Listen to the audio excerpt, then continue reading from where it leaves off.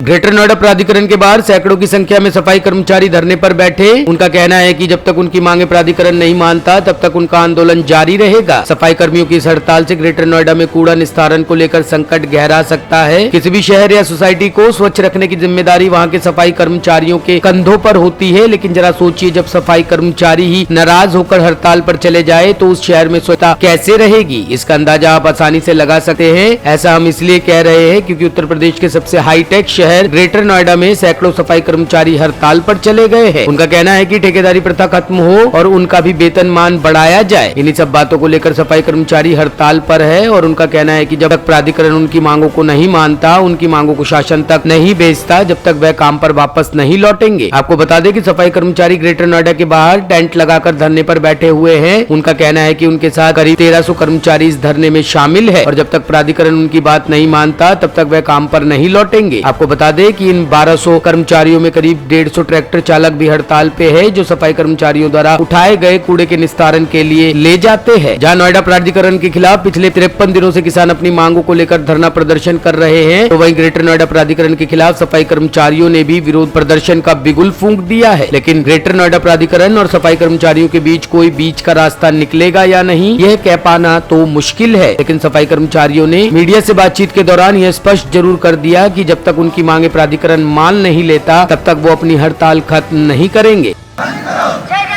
मेरा नाम रणवीर जंघारा है। उत्तर प्रदेश सफाई कर्मचारी संघ यूनियन से जिला अध्यक्ष हूँ और यहाँ पर 1132 कर्मचारी सफाई कर्मचारी हैं, 72 सुपरवाइजर हैं और हमारे साथी ड्राइवर हैं और उनके लेबर हैं। इन कर्मचारी साथियों को जब से ग्रेटर नोएडा की स्थापना हुई है तब से बराबर निरंतर कार्य करते आ रहे हैं।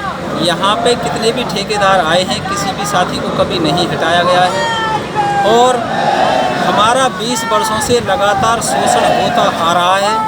ग्रेटर नोएडा प्राधिकरण ने आज तक स्वास्थ्य विभाग नहीं बनाया है और ना ही यहाँ पर कोई वैकेंसियाँ निकाली।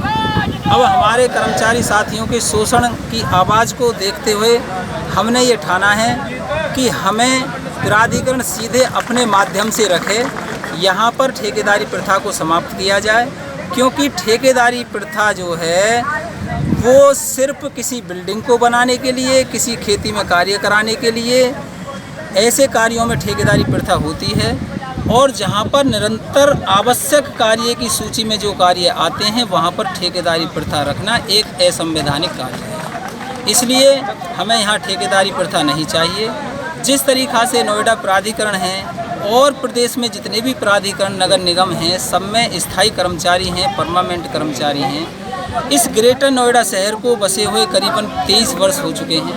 इस प्राधिकरण ने आज तक भी एक भी कर्मचारी के लिए वैकेंसी नहीं निकाली और आज तक किसी को भी परमानेंट नहीं किया है। आप अपनी समस्याओं को लेकर ग्रेटर नोएडा अथॉरिटी के अधिकारियों से मिले हैं, क्या आश्वासन मिला है उनकी तरफ से? आपको क्या कहना है अधिकारियों का?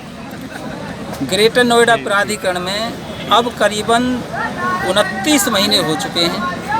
तब से हमारी मूलभूत सुविधाओं से भी हम वंचित हैं और 3 वर्ष से हमारी सैलरी में किसी प्रकार की कोई बढ़ोतरी नहीं की गई है, जबकि प्रत्येक 6 महीना में या साल में जो महंगाई भत्ता होता है वो तो लग के मिलता ही है, लेकिन यहाँ पे 3 साल से कोई भी पैसा नहीं बढ़ाया गया है। यहाँ तक कि कोरोना जैसी महामारी में हमारे साथियों ने, सुपरवाइज़र, ड्राइवर, कर्मचारियों ने सबने तन मन धन से कार्य किया है, जबकि किसी विभाग को नहीं चलने दिया गया है।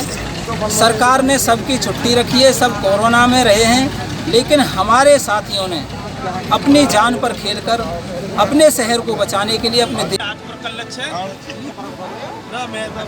टॉप स्टोरी ब्यूरो के लिए नोएडा से नितिन चौधरी की रिपोर्ट।